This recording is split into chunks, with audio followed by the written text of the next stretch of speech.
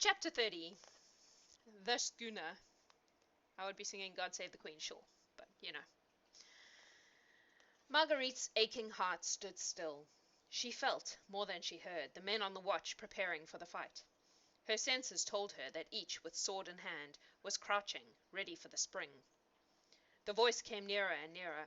In the vast immensity of these lonely cliffs, with the loud murmur of the sea below, it was impossible to say how near or how far, nor yet from which direction came that cheerful singer, who sang to God to save his king, whilst he himself was in such deadly danger. Faint at first, the voice grew louder and louder. From time to time a small pebble detached itself, apparently from beneath the firm tread of the singer, and went rolling down the rocky cliffs to the beach below. Marguerite, as she heard, felt that her very life was slipping away, as if when that voice drew nearer, when that singer became entrapped, she distinctly heard the click of Degas' gun close to her. No, no, no, no, O God in heaven, this cannot be. Let Armand's blood, then, be on her own head. Let her be branded as his murderer. Let even he whom she loved despise and loathe her for this. But God, O God, save him at any cost. With a wild shriek she sprang to her feet, and darted round the rock against which she had been cowering. She saw the little red gleam through the chinks of the hut. She ran up to it and fell against wooden walls, which she began to hammer with clenched fists in an almost maniacal frenzy, while she shouted, "Armand, Armand, for God's sake! Fire, your leader is near. He is coming, he is betrayed. Armand, Armand, fire in heaven's name!" She was seized and thrown to the ground. She lay there moaning, bruised, not caring, but still half sobbing, half shrieking. "Percy, my husband, for God's sake, fly! Armand, Armand, why don't you fire?" "One of you stop that woman screaming," hissed Chauvelin, who hardly could refrain from striking her. Something was thrown over her face. She could not breathe, and perforce she was silent. The bold singer, too, had become silent, warned, no doubt, of his impending danger by Marguerite's frantic shrieks. The men had sprung to their feet. There was no need for further silence on their part. The very cliffs echoed the poor heartbroken woman's screams.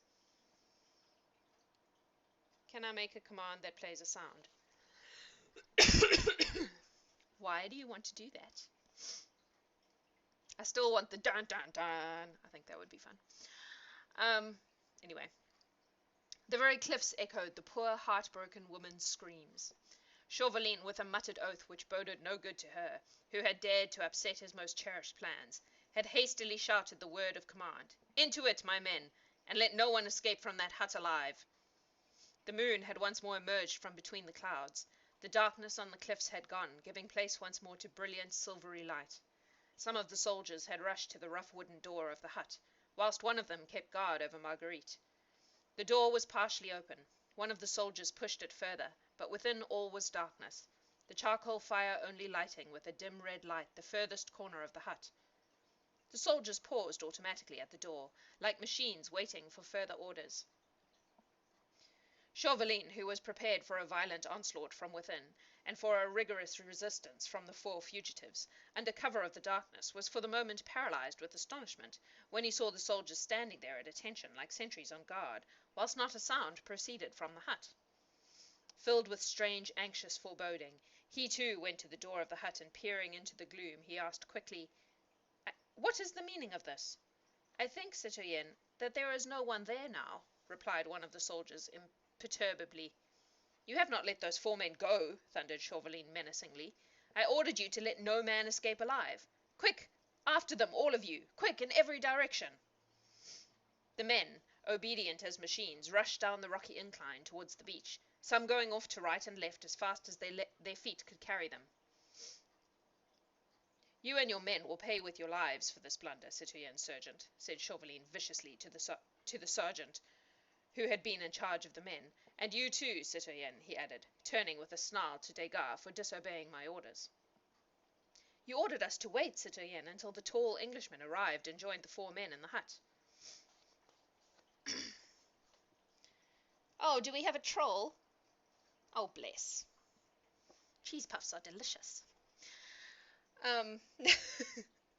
"You ordered us to wait, citoyen, until the tall Englishman arrived and joined the four men in the hut. No one came," said the sergeant sullenly. But I ordered you just now, when the woman screamed, to rush in and let no one escape. But, citoyenne, the 4 men who were there before had been gone some time, I think. You think? You, said Chauvelin, almost choking with fury. And you let them go? You ordered us to wait, citoyenne, protested the sergeant, and to implicitly obey your commands on pain of death. We waited. I heard the men creep out of the hut not many minutes after we took cover, and long before the woman screamed, he added, as Chauvelin seemed still quite speechless with rage. Hark, said Degas suddenly. In the distance the sound of repeated firing was heard. Chauvelin tried to peer along the beach below, but as luck would have it, the fitful moon once more hid her light behind a bank of clouds, and he could see nothing. One of you go into the hut and strike a light, he stammered at last. Stolidly the sergeant obeyed. He went up to the charcoal fire and lit the small lantern he carried in his belt. It was evident that the hut was quite empty. Which way did they go? asked Chauvelin. I could not tell, citoyen, said the sergeant. They went straight down the cliff first, then disappeared behind some boulders. Hush! What was that? All three men listened attentively. In the far, very far distance, could be heard faintly echoing and already dying away the quick, sharp splash of half a dozen oars. Chauvelin took out his handkerchief and wiped the perspiration from his forehead. The schooner's boat, was all he gasped. Evidently, Armand St. Just and his 3 companions had managed to creep along the side of the cliffs, whilst the men, like true soldiers of the well-drilled Republican army, had with blind obedience and in fear of their own lives, implicitly obeyed Chauvelin's orders, to wait for the tall Englishman, who was the important capture. They had no doubt reached one of the creeks, which jut far out to sea on this coast at intervals. Behind this, the boat of the Daydream must have been on the lookout for them, and they were by now safely on board the British schooner. As if to confirm this last supposition, the dull boom of a gun was heard from out at sea. The schooner, citoyen, said Degas quietly. She's off. It needed all Chauvelin's nerve and presence of mind not to give way to a useless and undignified excess of rage. There was no doubt now that once again that accursed British head had completely outwitted him. How he had contrived to reach the hut without being seen by one of the 30 soldiers who guarded the spot was more than Chauvelin could conceive. That he had done so before the 30 men had arrived on the cliff was, of course, fairly clear, but how he had come over in Reuben Goldstein's cart, all the way from Calais, without being sighted by the various patrols on duty, was impossible of explanation. It really seemed as if some potent fate watched over that daring Scarlet Pimpernel, and his astute enemy almost felt a superstitious shudder pass through him as he looked around at the towering cliffs and the loneliness of this outlying coast. But surely this was reality, and the year of grace 1792. There were no fairies and hobgoblins about. Chauvelin and his 30 men had all heard with their own ears that accursed voice singing God Save the King, full 20 minutes after they had all taken cover around the hut. By that time the 4 fugitives must have reached the creek and got into the boat, and the nearest creek was more than a mile from the hut. Where had that daring singer got to? Unless Satan himself had lent him wings, he could not have covered that mile on a rocky cliff in the space of 2 minutes, and only 2 minutes had elapsed between his song and the sound of the boat's oars away at sea.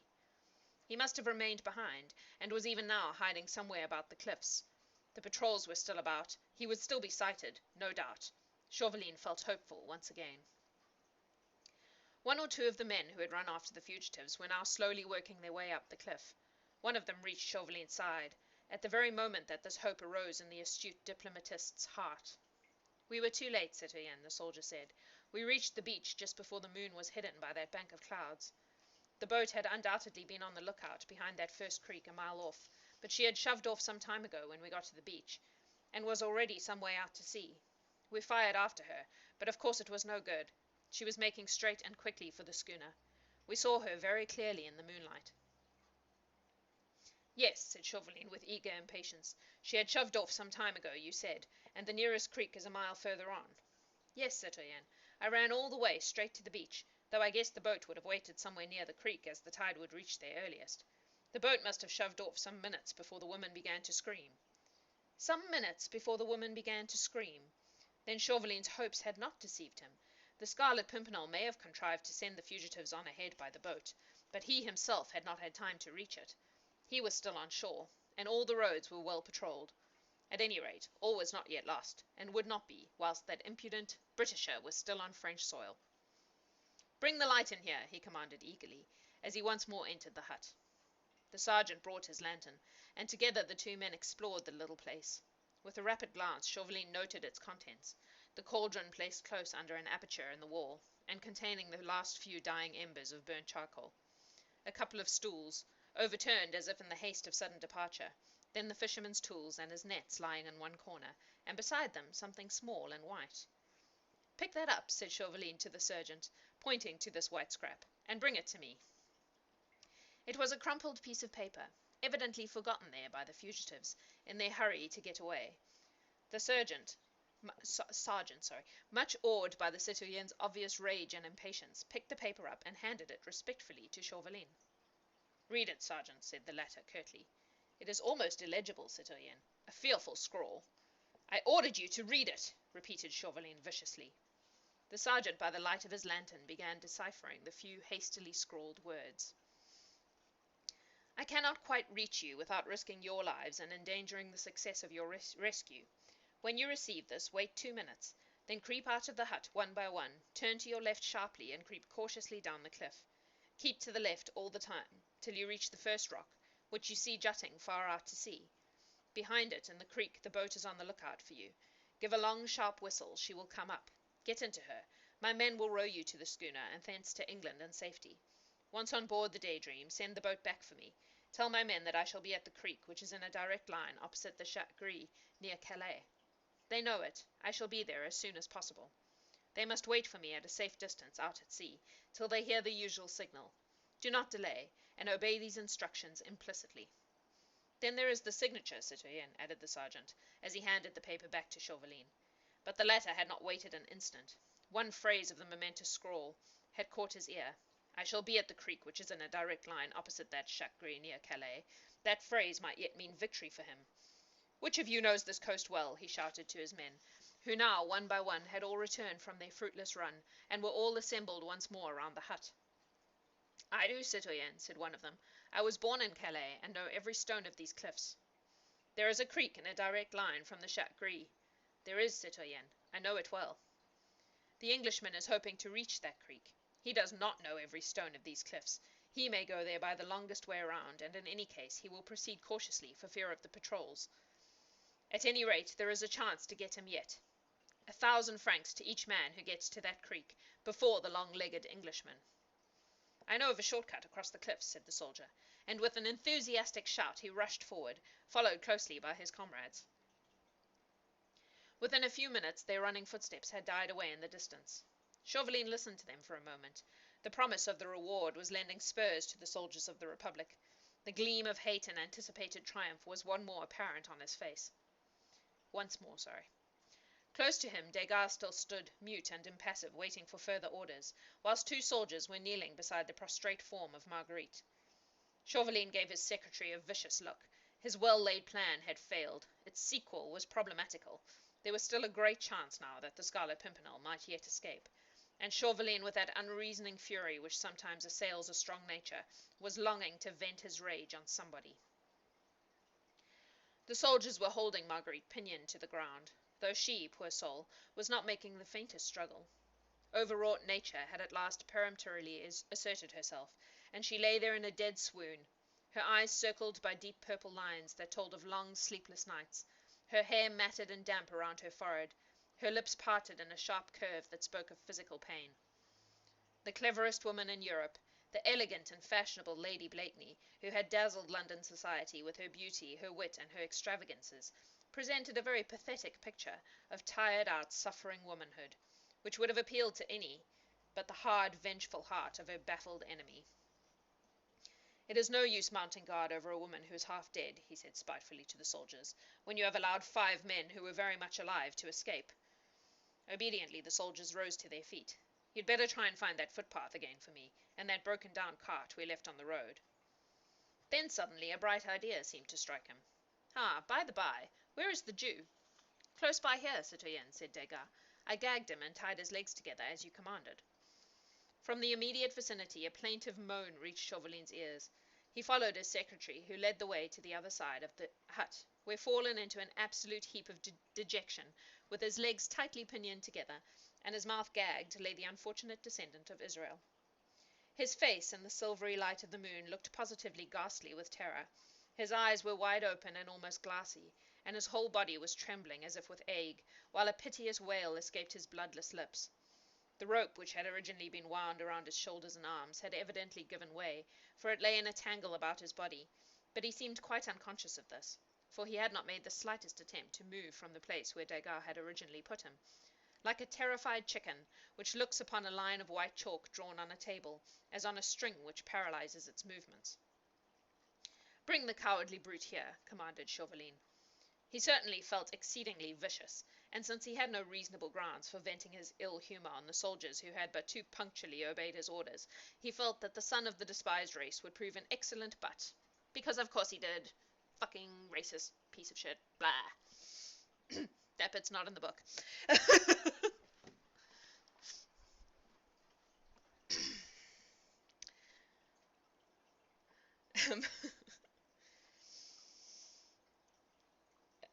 With true French contempt of the Jew, which has survived the lapse of centuries even to this day, he would not go too near him, but said with biting sarcasm, as the wretched old man was brought in full light of the moon by the two soldiers, "I suppose now that being a Jew you have a good memory for bargains."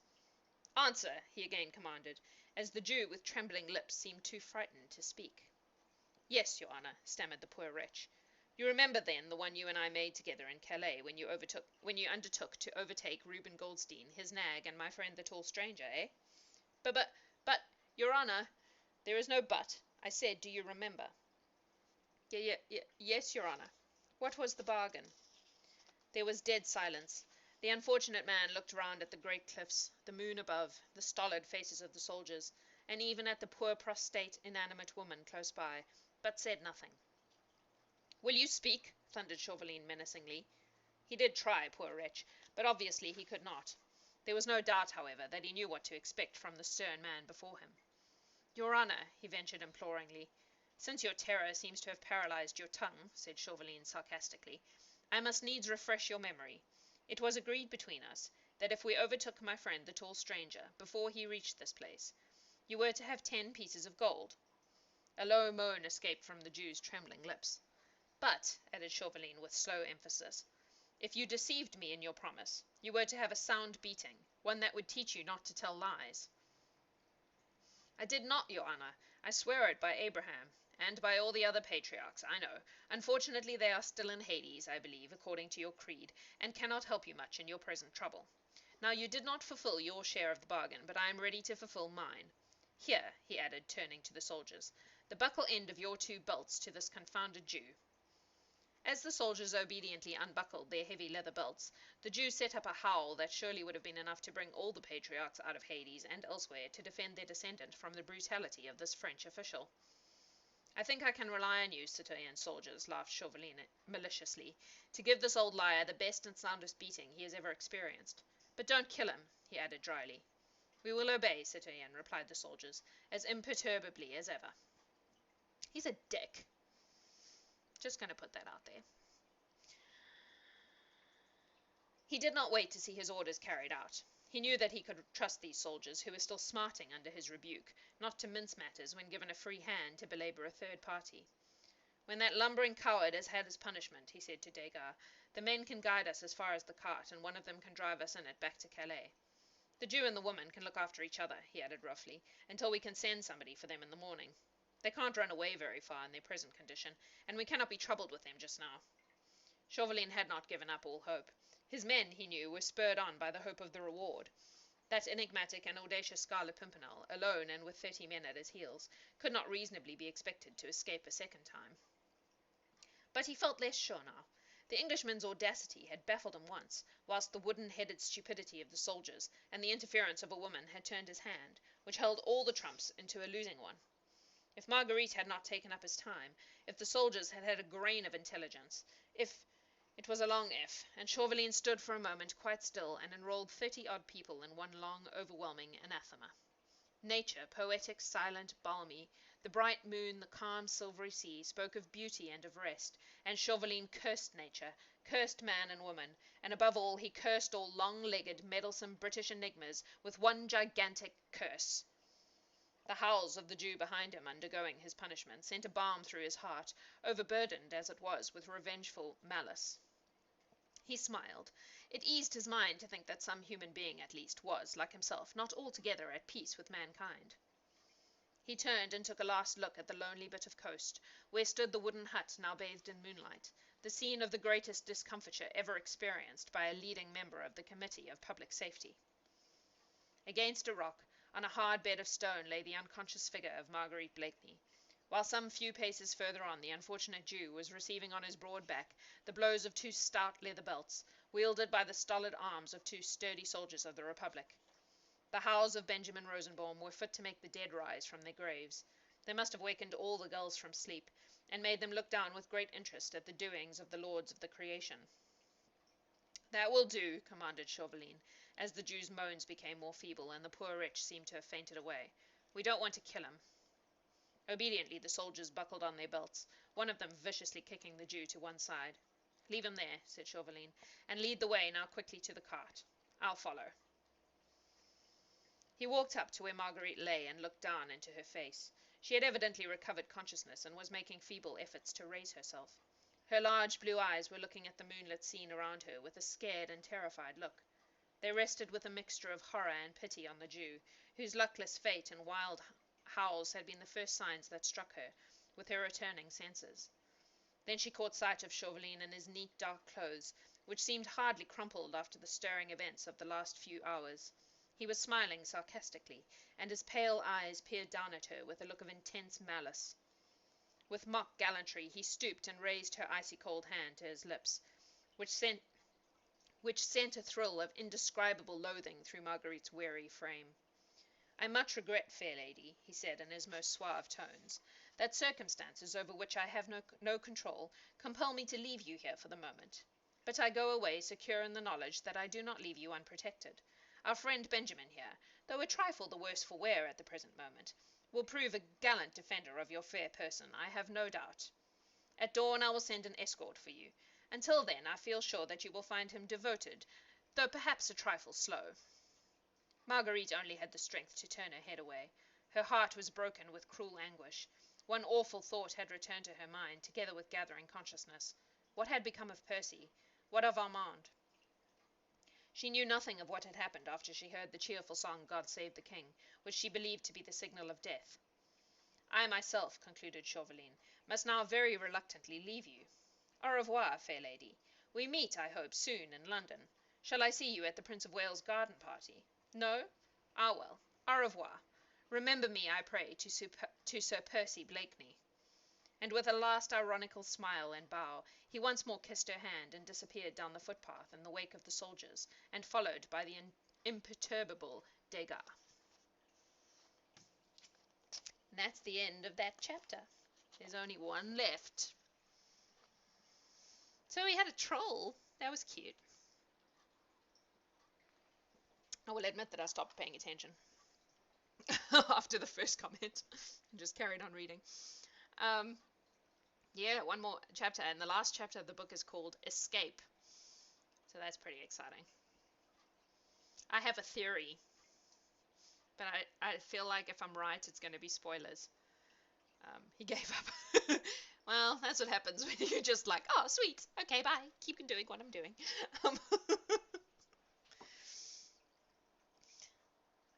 Oh, God, his username was 13-year-old moist. That's just gross. Do you want to know my theory, or shall I just tell you afterwards if I was right?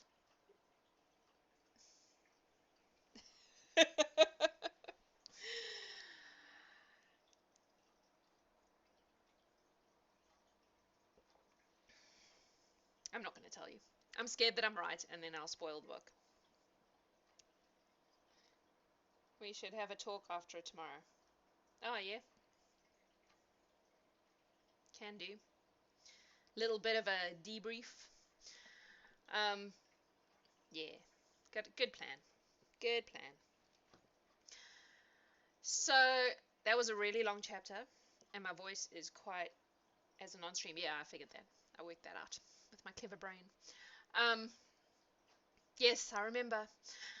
My voice is really sore because that was a really long chapter and I'm feeling super croaky. But what we're going to do is we're going to raid one of the other channels from the Streamers Collective that is currently live and just send you all over on there to hang out with them for a bit.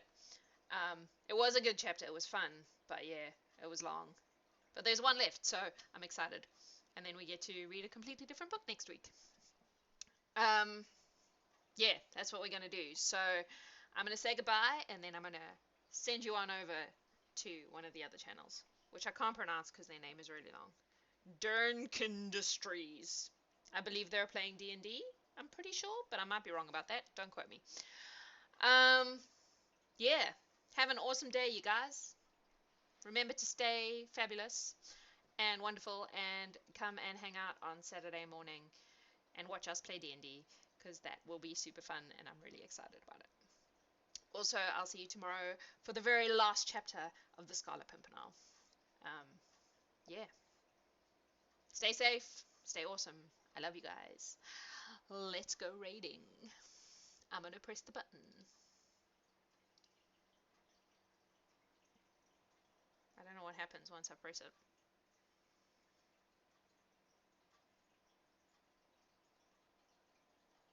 Nothing happened.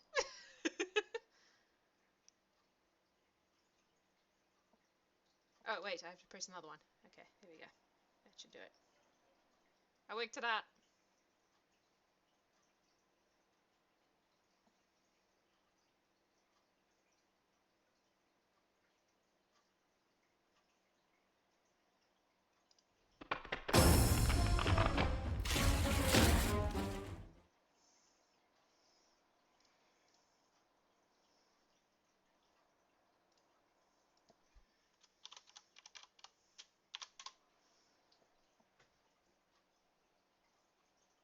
Does it just... Yeah, it's over there now. Okay, cool. So you can